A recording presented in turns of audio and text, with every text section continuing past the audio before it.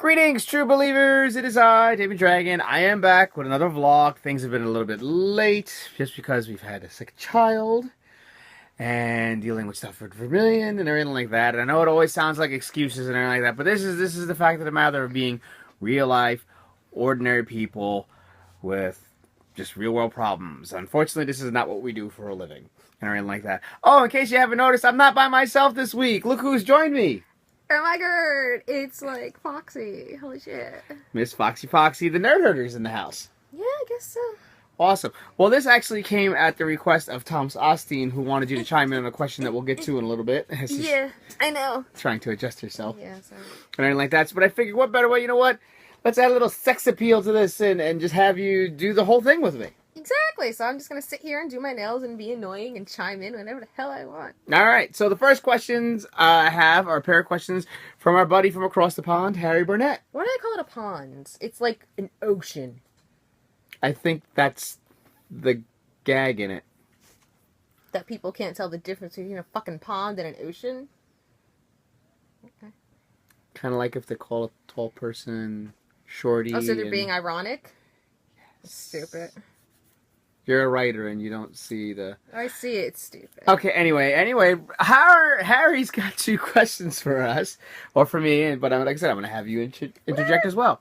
Now, with the announcement, obviously, of Age of Apocalypse coming forth and everything like that, he wants to know, who do you think should play Apocalypse in the 2016 X-Men movie? It's a tough choice. It's definitely a tough choice. See, I don't have anybody in mind because I don't know if I'm for or against it yet. You're not on a yay or nay yet? No, because it was like in doing Days of Future Past, you kind of knew, oh, cool, Age of Apocalypse is definitely going to be next. On the other hand, you're like, Age of Apocalypse is going to be next. So it's like... You know what sucks is the choice that would have been for me, God rest his soul, would have been Michael Clark Duncan. Oh yeah, he's dead. He had a great voice and everything for that kind of a role. And Maybe everything. they can get James Earl Jones. See, James Earl Jones would be awesome to voice it. Yeah. And everything, pull a Darth Vader type thing. Yeah. But you need, I don't see an actor playing it. I see them having a physical entity and someone maybe doing the voice. Kind of like Groot, Yeah, exactly. Or Kind of- like do something like they did along the lines of the End of Avengers with Thanos. Do something like that. Yeah. Even though it's really, really difficult to compare, Marvel Studios and Fox. Yeah, seriously. Because I'm sorry, that Quicksilver that Fox got looks like fucking shit. He looks like such an emo dork. And I love dorks, but this is like beyond that. It's kind of a stumped question. I would definitely like to see James Earl Jones voice it. But as far as someone playing it, I don't know. It might just turn out to be a CGI suit thing. Who knows? And everything like that, and somebody doing the voice. Probably. That's where I'm at on that. So I know it's not a full-fledged answer, a half-assed answer, but that's kind of where I'm at in terms of the whole apocalypse thing. X-Men, it's a little shaky ground for us. Mm-hmm. And everything like that. Really? You're on the phone. Really? This is my show and you're on the phone. Good. It's bad enough she's doing her nails and she's in the start tweeting and texting and stuff. Okay, this is your show. Go ahead. I'm just a sex appeal. See? There. And my reviews just went up like 1,000 points. That's going to be a still image of you going like this. Well, Harry has another X-Men movie related question. Okay. What are your feelings on young Cyclops and young Jean Grey being added to Age of Apocalypse?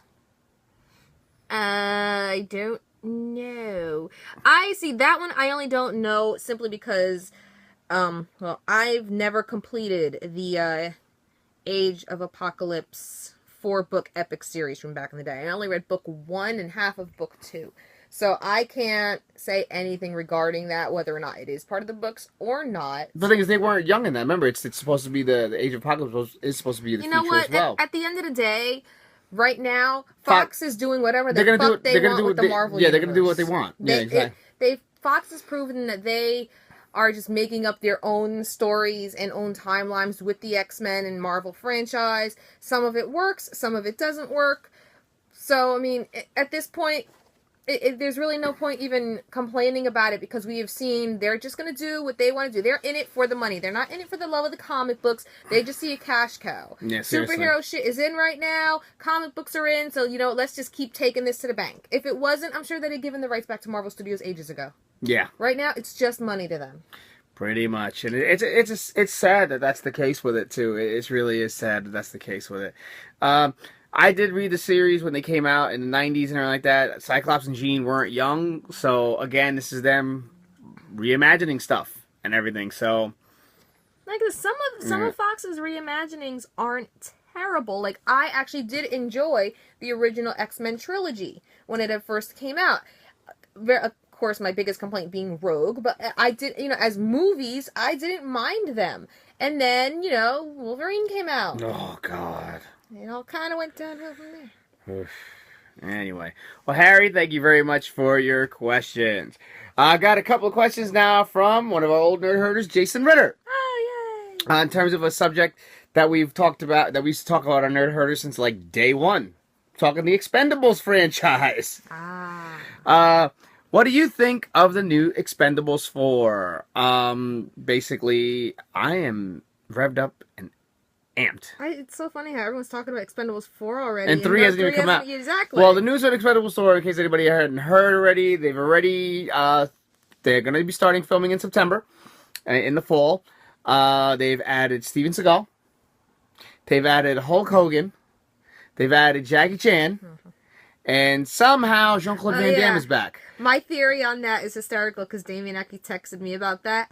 My theory on it is the double impact theory. Because, back in the 90s, action movies with twins was like the big thing. So, of course, Jean-Claude Van Damme did double impact. I know, I watched it. And that was my whole theory. He's like, oh, how are they going to do that? I'm like, duh, double impact, twin. And since Expendables is all about taking these 90s action stars and putting them in a movie, what better way than to go back to the 90s action, like, plot lines of a fucking evil twin brother. Actually, no, Van Damme was bad in the first one, right? In Expendables 2, was he a bad boy? Yeah, he was a bad guy. So then this he was Villain. His name was Villain. That's original. So that means the Van Damme in this one is going to be his good twin brother. Coming to like, right all the wrongs that his twin did in their family's legacy. Like Dragonfire and Splits. Dragonfire? Where did you get Dragonfire and Van Damme from? What was it? White Dragon? What was the one they called him in Kickboxer? Nuxu Kao, the White Warrior. White Warrior. Okay, I'm sorry. Whatever. Anyway, so that I have the memory of a goldfish. Hello. I am all excited about the Expendables franchise. No doubt, it's good, clean, fun action. It's what it's supposed to be. It's action movies. It's fun. Exactly. It's what it's supposed to be. Movies are meant to suspend the belief. Mm-hmm. Exactly. Duh. So it's, again, you're supposed to enjoy it. You're supposed to have a good time with it. I am all about it. Mm-hmm. Now, in terms of another Expendables question, who would you really like to see in a future Expendables movie? Mila Jovovich. I think she's earned it in terms of one of the top badass girls in movies. I'd say so. In terms of one of the ones, I mean, I know a lot of people are really shaking about the Resident Evil franchise or whatever, but you know what? We enjoy them and like that. But Mila has always proven to be a badass female on screen. She is definitely one of the top female action stars, I would say, in terms of action movies. I would like to see Mila Jovovich added. Michael Jai White. Yes, Michael Jai White, without a doubt. That guy needs a break and a half already. I mean, Michael Jai White. He's doing well on Arrow, which is good and all, but I mean, before all that with his movies, especially what was it, Blood and Bone? Mm-hmm. I think it was. Yeah, Blood and Bone was awesome. Granted, that wasn't a '90s flick, but hey, if you want to go '90s, Spawn. And now make the ladies go crazy. Jason Momoa. Yeah. Jason Momoa. Yeah, and that's not even in a girly way. That's with his physique, his badass resume of being Conan and Khal Drogo already. He'd be perfect. He'd be absolutely perfect. And now for none, I would like to mix it up a little bit. I want to do something a little different, something that out of left field that nobody would see coming. The actor who plays Tyrion. Oh, Peter Dinklage. Why not? Fun fact: how funny is it that he's a little person and his last name is Dinklage? Sorry. Did you just cackle on my show? I did. You wanted views, right? Why did I do this? Why did I do this? But no, I think and have him play the villain. That would be a great idea. Peter Dinklage as the villain. Why not? No, that'd The be guy's great. a phenomenal actor to the point where you look past like the gag. The gag could be his size, but the point is as he goes, he's a badass actor. He's a badass actor. Yeah. And he's proven he's a badass on Game of Thrones. He's got the biggest pair of balls on that show. That character, real. Unbelievable. So yeah, I would actually like to see Dinklage. Can I smoke on your show? I guess so. Why not? Why the hell not? So, Ritter, thank you very much for the Expendables questions, as always. I'm sure there's a slew of other guys we could think of, but off the top of our head, those are definitely the main ones that need a shot, and everything like that. Next one is from someone I know from Sports 1497. I did the interview with them and everything like that. 1495. 1495. I'm sorry. This is from Stacey Ray Podeski, and I'm sorry if I butchered your last name and everything like that. She sends in an interesting question that could actually stem off into something a little bit more, and everything like that. Because she recently watched a comic book movie, but she didn't read the comic book, so therefore she really enjoyed the movie and didn't understand why people were slamming on it or whatever. She wanted to get my opinion if I had seen it or whatever. But it could stem off again into the judgmentalness of comic book movies and everything like that. Being too much of a stickler for the book versus being able to at least objectively watch it as a good movie. Okay. So Stacy asks, were you amongst to see if you've ever seen John Carter and thoughts on it? I saw like the last half of it, honestly, and I enjoyed it. I didn't think it was bad. Again, I have never read the books myself and everything like that. We always slam on the Wolverine movie and everything like that. And yes, though I'm a big Wolverine fan and everything like that, we did have this discussion though. Objectively, as a movie, it was a bad movie. And we're talking about Origins, the first one. We didn't see the last one, but Origins, being objective without, and taking away the fact that I'm a Wolverine fan or whatever, was just a bad movie. Yes. It was a very bad movie, and not bad in the fun way like Jean-Claude Van Damme Street Fighter. Yeah. Like, that's bad, but that's fun. That's good bad. Sharknado, that's bad, but it's fun. Oh, that's a great bad. But John Carter I really enjoyed, and I'm sure people that read the books again, they hated on it and everything like that. But from a movie standpoint, I thoroughly enjoyed it. Yeah. Now, I know you have not watched John Carter at all. I have not. But it strays me into a question for you now. Sure. Because you're very, I'm very book and then movie type person, yes. What are your thoughts on, even if you are a fan of the book, and everything like that, and you see the movie, and the movie has taken a lot of liberties, with the film, but the film is still good. The film as a whole is good, but does that make you look at it objectively and go, oh no, that's a bad movie because that's not right? Like, what's your thoughts on fanboys being that much of a stickler? Honestly, it all depends. I mean, from my point of view, for example, let's use X-Men First Class as the example here. I have not personally watched X-Men First Class. I know everyone's going to hate me for it. I personally did not watch it because I've read X-Men First Class, and I knew that it was going to stray very far from the original source material.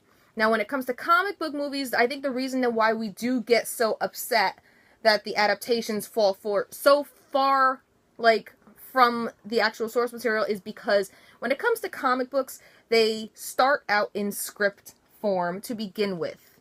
And, in script form, you have minimal dialogue, you have your action sequences, etc. So to translate that over to a movie, not a lot should get lost in translation, especially because it is a panel-for-panel thing, whereas books are a different story. Say, for example, The Last Song by Nicholas Sparks with Miley Cyrus. I read the book, and then I was forced to watch the movie because that's just what I do. The book was an excellent book. A lot of things were changed from the book to the movie. But that's because when it's a book, there is descriptions of everything, and if you were to make word for word a book into a movie, it would turn it into a 3-hour movie. So people harp on those, but you cannot get too insane about, books translating to movies. Also, like the Carrie movie, for example. Also, on the same token, everything that's written on paper doesn't always translate well to film. Exactly. And we've learned this along the way. Yeah. We have learned this.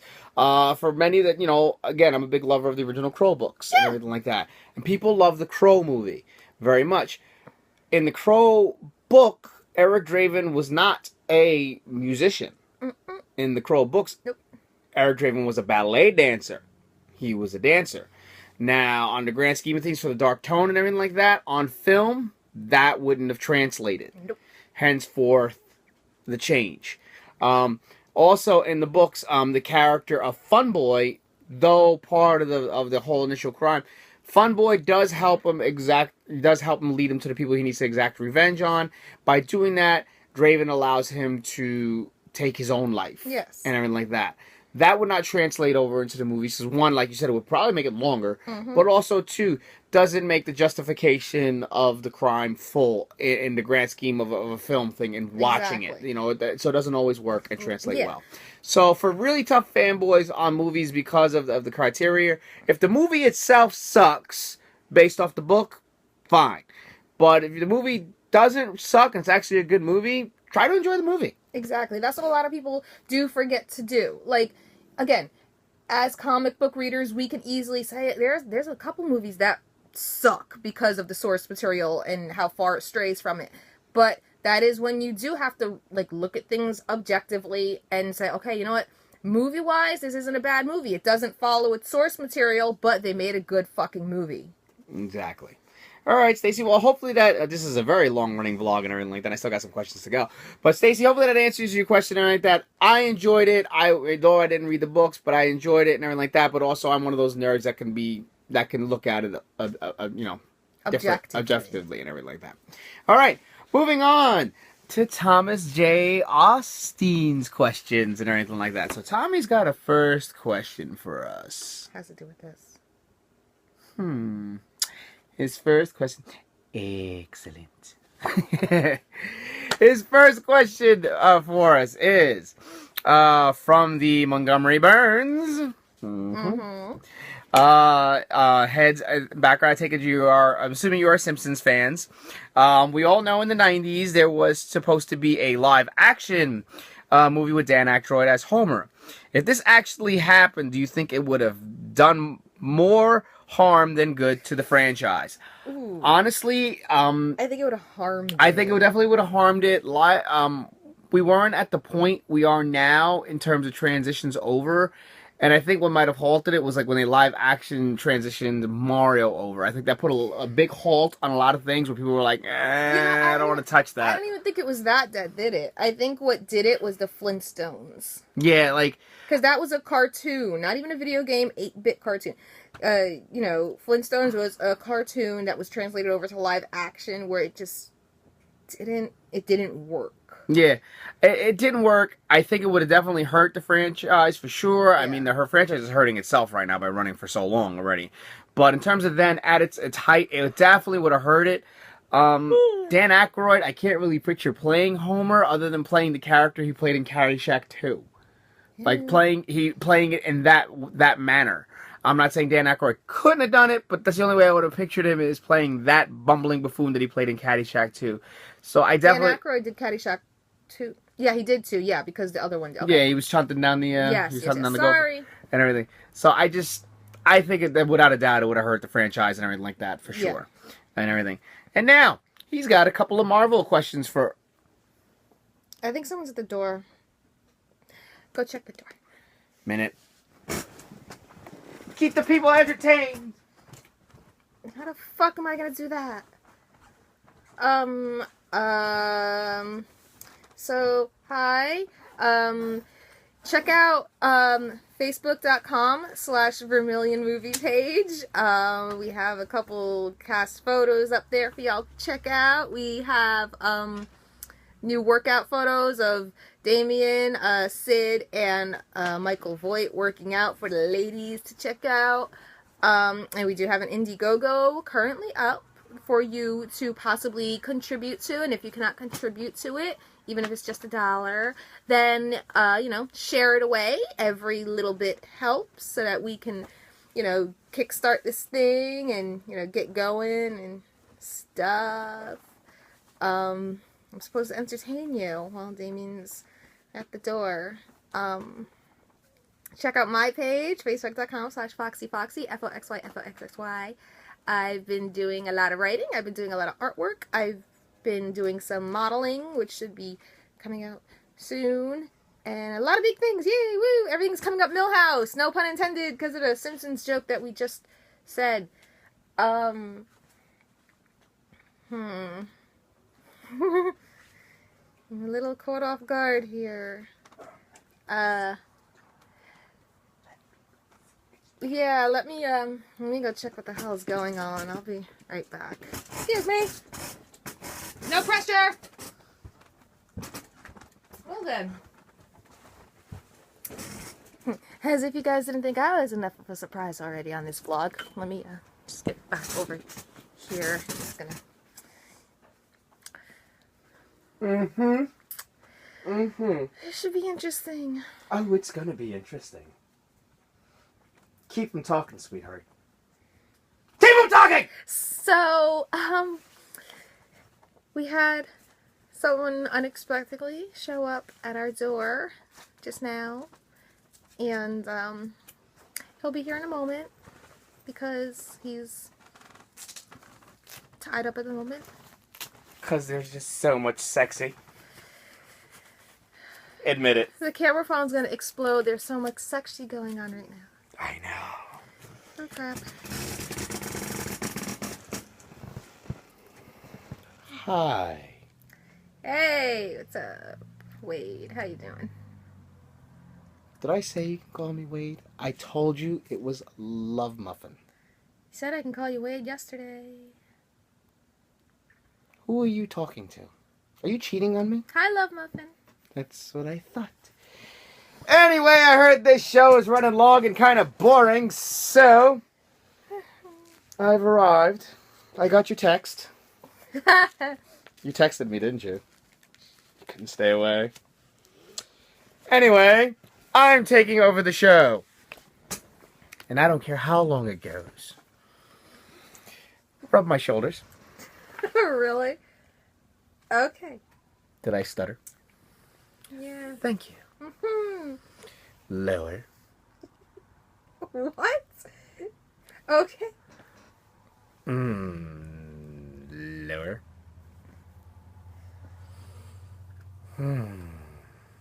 Now sniff the chimichangas. There's a question for you, I think, that's being waited to be answered from your lovable fans. Did you you forgot the chimichangas? You forgot the chimichangas? I could easily go get some. Okay, now you're going to sit there and cross your hands like a good little girl, and you're going to sit there and be quiet until I call upon you for forgetting the chimichangas.